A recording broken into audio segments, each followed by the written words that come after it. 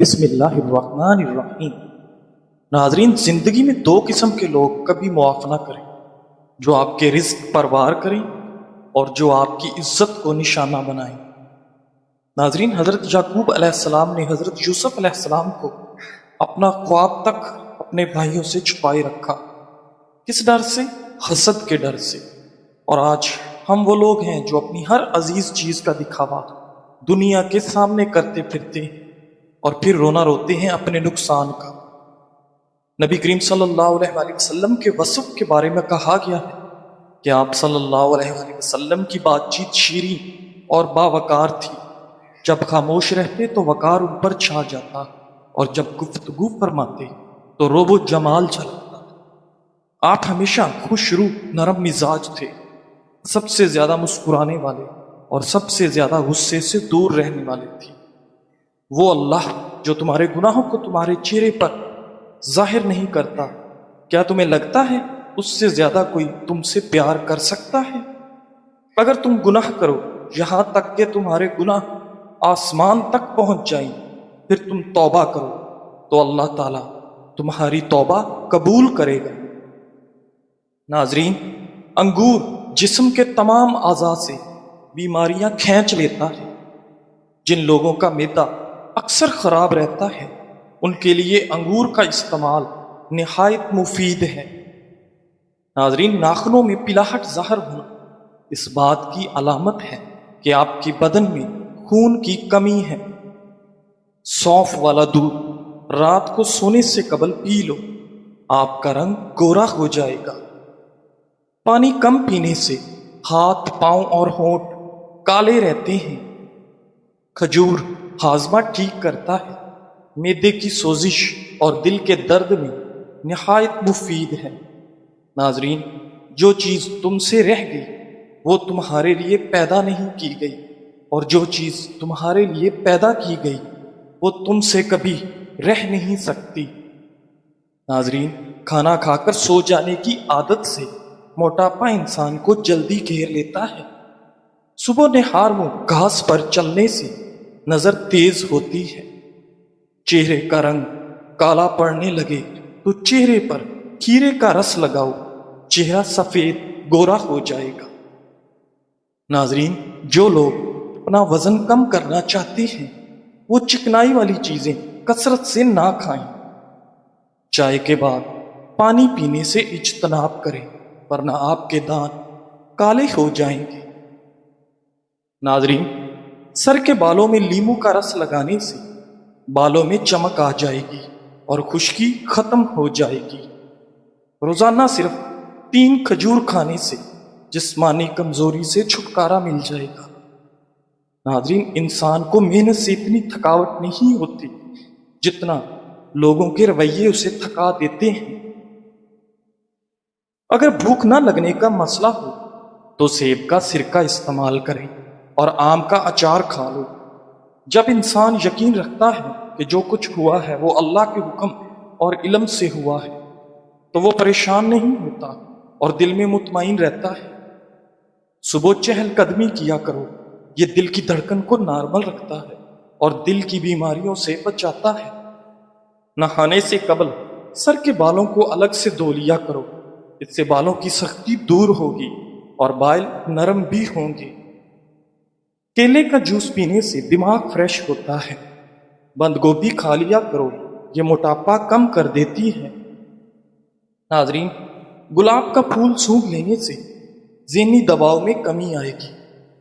گھر میں نیلے کلر کا پینٹ کروائیں، گھر میں مچھر اور حشرات کبھی داخل نہیں ہوں گے۔ ناظرین گرامی، عرب کے لوگ کہتے ہیں صاحب فی الدنیا کا من تحب ان تلقاہ فی آخرتک، اس دنیا میں اس سے دوستی کریں جس سے آپ آخرت میں ملنا پسند کریں۔ کمزور افراد روزانہ کیلا کھانا شروع کر دیں، ان کا وزن بڑھنا شروع ہو جائے گا۔ ناظرین، کھانا کھانے کے بعد ضرور چہل قدمی کریں، چاہے کانٹوں پر ہی کیوں نہ چلنا پڑے۔ ناظرین، جو لوگ اپنا وزن کم کرنا چاہتے ہیں وہ کھانے کے بعد سونے سے گریز کریں، چکنائی والی چیزیں کم سے کم کھائیں اور کھانے کے بعد 50 कदम वॉक लाजमी करें। नाजरीन ग्रामी, जोर जोर से हंसने वाले खुद एतमाद और तवज्जो के पसंद होते हैं। दूसरों की हंसी पर हंसने वाले नरम दिल और मुखलिस होते हैं। हंसते वक्त बार बार चेहरा छुपाने वाले शर्मीले और खुद में गुम रहने वाले होते हैं। आंखों में चमक के साथ हंसी असल खुशी की अलामत है। बगैर आवाज की हंसी रखने वाले अक्सर दिल के राज छुपाते हैं। हर बात पर हंसने वाले अक्सर जज्बाती अदम तवाजुन का शिकार होते हैं। मसनूई हंसी वाले अंदर से थके या दबाव में होते हैं। हंसी के साथ जिस्म को बहुत हिलाने वाले पुरजोश और बेसाख्ता फितरत के मालिक होते हैं। तंजिया अंदाज में हंसने वाले अक्सर एहसास बरतरी या अंदरूनी अदम तहफ़्फ़ुज़ रखते हैं। नाज़रीन गिरामी, हज़रत इमाम मालिक रज़ी अल्लाह तआला अन्हु फरमाते हैं, तवाज़ु और तकवा दीन में है, ना कि लिबास में। इल्म से पहले हलम सीखो, रिज़्क़ हलाल की तलाश लोगों का मोहताज बनने से बेहतर है। हिकमत एक नूर है जिसे रब ताला अपने बंदे के दिल में डाल देता है। नाज़रीन, धनिया के बीज रात भर पानी में भिगोकर सुबह पी ले। धनिया को चटनी या सलाद में ज़रूर शामिल करें। धनिया बेचैनी और बेख्वाबी को कम करने में मददगार साबित हो सकता है। धनिया के अरक में कुदरती तौर पर सुकून करने वाली खुसूसियात पाई जाती हैं जो असाब को सुकून देती हैं। धनिया शुगर के मरीजों के लिए मुफीद है।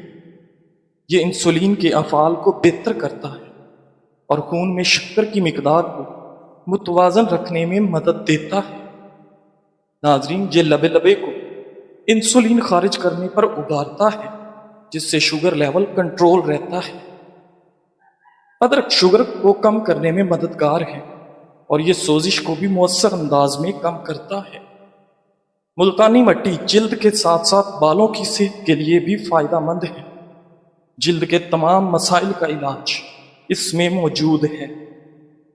मुल्तानी मट्टी न सिर्फ जिल्द की रंगत को निखारती है बल्कि जिल्द के बहुत से मसाइल जैसे खारिश, जलन से भी राहत पहुंचाती है।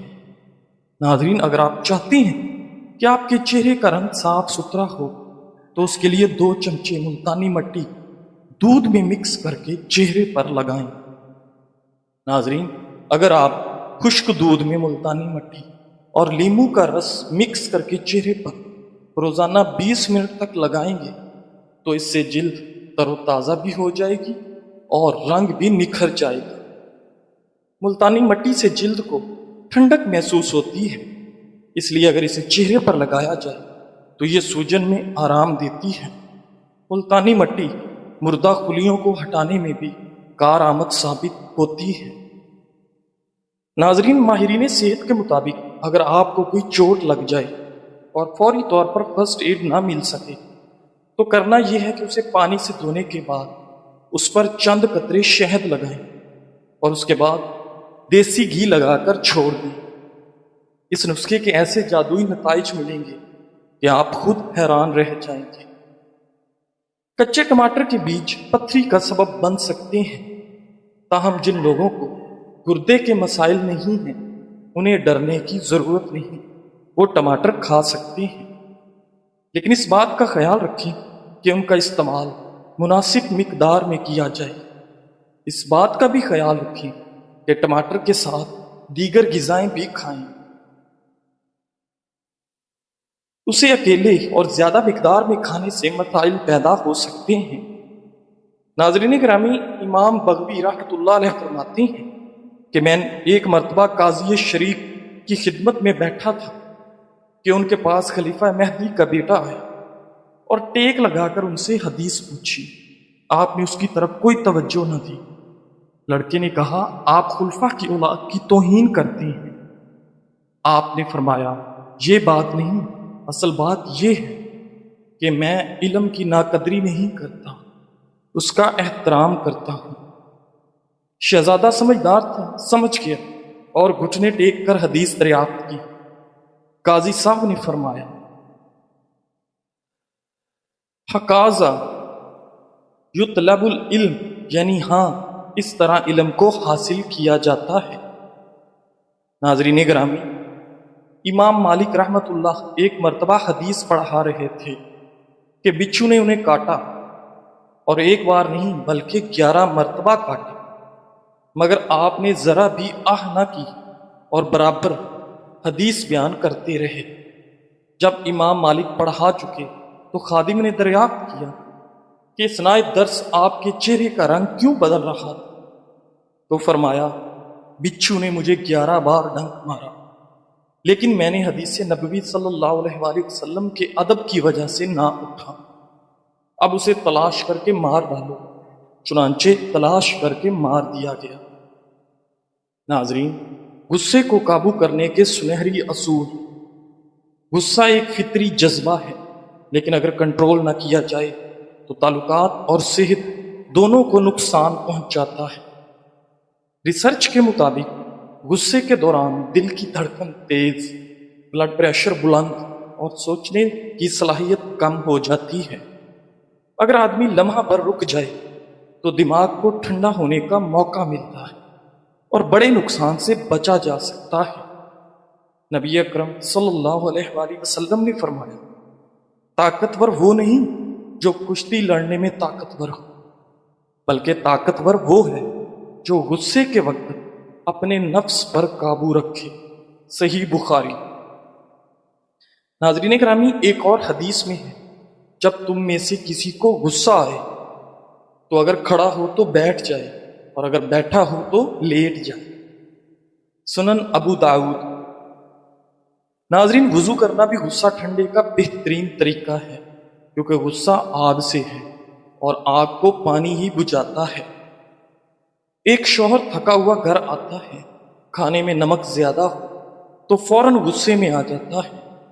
اگر وہ فوراً کچھ کہہ دے تو بیوی کی دل آزاری ہوگی، لیکن اگر وہ ایک لمحہ رک کر کہہ دے، شاید آج نمک زیادہ ہو گیا، کوئی بات نہیں، وہ بھی انسان ہے، اس نے جان بوجھ کے تھوڑی کیا ہے، تو نہ صرف ماحول بہتر ہوگا بلکہ بیوی مزید خیال رکھنے لگے گی۔ ناظرین، غصہ آئے تو کیا کرنا چاہیے؟ اپنے آپ کو کنٹرول کریں اور خاموشی اختیار کریں۔ غصے کے وقت فوری جواب نہ دیں، پانی پی لیں۔ غصہ اکثر جسمانی تناؤ سے بڑھتا ہے، موضوع بدل دیں، جھگڑے کو آگے نہ بڑھائیں۔ اگر بہت زیادہ غصہ ہو تو وضو کر لیں، جسمانی طور پر ٹھنڈک دل کو سکون دے گی۔ سانس کی مشق کریں، 10 سیکنڈ تک گہری سانس لے کر چھوڑیں، جگہ چھوڑ دیں، بعد میں بات کریں۔ اگر بات ضروری ہو تو غصہ ٹھنڈا ہونے کے بعد کریں۔ ناظرین گرامی، 7 قسم کی عورتوں سے شادی نہ کرو۔ ایک عربی نے اپنے بیٹے کو وصیت کی کہ ان 7 قسم کی عورتوں میں سے کسی ایک سے بھی نکاح نہ کرنا۔ نمبر 1، انانا، وہ عورت جو کثرت سے شکوہ شکایت کرتی ہو، تھکاوٹ کا اظہار کرتی ہو۔ نمبر 2، منانا، وہ عورت جو اپنے کاموں پر احسان جتلاتی ہو کہ میں نے یہ کیا، میں نے وہ کیا وغیرہ۔ نمبر 3، حنانا، وہ عورت جو اپنے پہلے خاوند کا ذکر کرتی رہتی ہو، یعنی میرا پہلا شوہر ایسے کرتا تھا، ویسے کرتا تھا، اس میں یہ اچھائی تھی۔ نمبر 4، حداقہ، وہ عورت جو ہر شے کو دیکھتے ہی اس کی طلب کر لے، یہ شے بھی خرید لوں، وہ بھی خرید لوں، یہ بھی میری ہو جائے، وہ بھی میں لے لوں۔ نمبر 5، براکہ، وہ عورت جو ہر وقت بناؤ سنگار میں لگی رہتی ہو، جس کا اکثر وقت منہ صاف رکھنے اور کپڑے تیار کرنے میں گزرتا ہو۔ نمبر 6، شداکہ، وہ عورت جو سخت کلام ہو، جس کا زبان کڑوی ہو، جس کا لہجہ سخت ہو۔ اور نمبر 7، کنانا، وہ عورت جو ہر وقت اپنے باپ کی تعریف کرتی ہو، میرا باپ یوں تھا، میرے ابو یوں کرتے تھے، یہ کرتے تھے، وہ کرتے تھے۔ بہترین عورت وہ ہے جو اپنی عادات و اطوار، خاص طور پہ اپنے ماں باپ کے خاندان کے طور طریقے بھلا کر آئے۔ عیون الاخبار میں خالد بن صفوان کا قول منقول ہے، من تزوج امراتن پر فلیتزو وجہ عزیزتن فی قومہا ذلیلتن فی نفسہا، جو کسی عورت سے شادی کرنا چاہے تو وہ اس عورت سے شادی کرے جو اپنی قوم میں عزت والی اور اپنے آپ میں ذلت والی ہو، یعنی لوگوں کی نگاہ میں انتہائی معزز ہو اور خود عاجزی و انکساری کرنے والی ہو، خود پسندی میں مبتلا نہ ہو، مالداری سے متکبرہ نہ ہو، اعلیٰ حسب و نسب پر فخر کرنے والی نہ ہو۔ الغرض عورت کو ساری دنیا کے سامنے عزت والی اور شوہر کے سامنے عاجزی کرنے والی ہونا چاہیے۔ ناظرین گرامی، اگر اللہ تعالیٰ نے آپ سے وہ کچھ لے لیا جسے کھونے کا تم نے کبھی تصور بھی نہیں کیا تھا، تو یقیناً وہ بدلے میں کچھ ایسا بھی عطا کرے گا جسے پانے کا تم نے کبھی سوچا بھی نہیں ہوگا انشاءاللہ۔ اللہ ہمارے غموں اور پریشانیوں کو سمجھتا ہے اور ہمیں اپنی رحمتوں سے نوازتا ہے۔ مایوس کبھی نہ ہونا، جن کے لیے مشکلات زیادہ ہوتی ہیں ان کے لیے رب کی محبت اور انعام بھی زیادہ ہوتے ہیں۔ ہمیشہ امید اور بھروسہ رکھنا، کیونکہ اللہ ہمارے صبر اور ایمان کو آزما کر ہی ہمیں بہترین انعام اور اپنے فضل سے نوازتا ہے۔ ناظرین، ایک استاد نے ہر طالب علم کو ایک غبارہ دیا جسے اسے پھلانا تھا، اس پر اپنا نام لکھنا تھا اور اسے صحن میں پھینکنا تھا۔ نام لکھنے کے بعد استاد نے پھر تمام غباروں کو ملا دیا۔ اس کے بعد طلبہ کو اپنا غبارہ تلاش کرنے کے لیے 5 منٹ کا وقت دیا۔ کافی تلاش کے باوجود ان کا غبارہ کسی کو نہیں ملا۔ اس موقع پر استاد نے طلبہ سے کہا کہ وہ پہلا غبارہ لیں جو انہیں ملے اور اسے اس شخص کے حوالے کریں جس کا نام اس پر لکھا ہو۔ 5 منٹ کے اندر سب کے پاس اپنا اپنا غبارہ تھا۔ استاد نے طالب علموں سے کہا، یہ غبارے خوشی کی طرح ہیں، اگر ہر کوئی اپنی خوشی کی تلاش میں ہے تو ہمیں یہ کبھی نہیں ملے گی، لیکن اگر ہم دوسروں کی خوشیوں کا خیال رکھیں گے تو ہم اپنی بھی خوشی تلاش کر لیں گے۔ ناظرین گرامی، بعض اوقات اتنی شدت سے نزلہ ہوتا ہے کہ ناک اور آنکھوں سے پانی بہنے لگتا ہے، اس کے ساتھ ساتھ چھینکیں بھی بہت زیادہ آتی ہیں اور مریض کوئی کام بھی نہیں کر پاتا، اتنی زیادہ تکلیف ہوتی ہے۔ ایسی صورتحال میں 5 عدد لونگ اور 1/4 چمچ خشخاش کو پانی میں اچھی طرح جوش دیں اور پھر اسے نیم گرم حالت پر آنے دیں۔ اب اس میں شہد ملا کر اس پانی کو نوش فرما لیں۔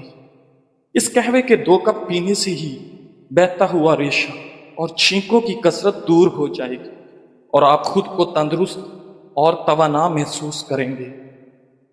ناظرین گرامی، کسی کو کچھ دینے میں حد سے نہ بڑھو، ورنہ یہ حق بن جاتا ہے۔